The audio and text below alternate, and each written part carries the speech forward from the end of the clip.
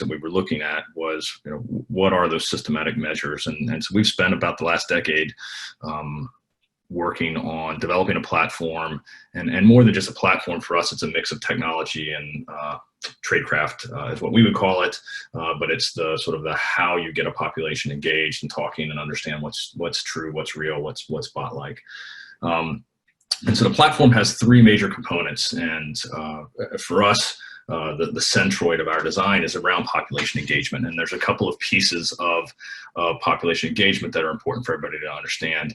For us, the first one is that you often don't continue a conversation on the same channel that you start a conversation on. Sometimes we've got to use folks like Joanna who have rich media content distribution mechanisms where big, thoughtful ideas can get out and then help people move from that modality to another modality where the conversation can continue.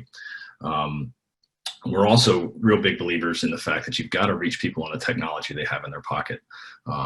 We have seen, and we operate all over the globe, but there is a high heterogeneous population that uses very different types of technologies in different parts of the world. We've actually found that different people will use different technologies for different topics that they want to talk about. There are certain conversations that we will have in WhatsApp that we will not have in text message. If we need to get as secure as possible, we move over to Signal.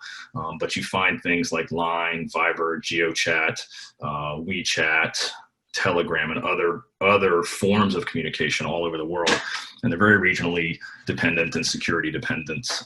Just think about your own model of who you talk to on what channels, and I'm betting there's very different channels you use for very different conversations. So we start with that process, and our goal there is to have both automated communications, so bot-like behavior to start conversations with people, semi-automated engagement where one person can carry on 100 different conversations, and then full human in the loop where a human can step in and pick that conversation up. And so for us, that's population engagement. We spend most of our time thinking in that place.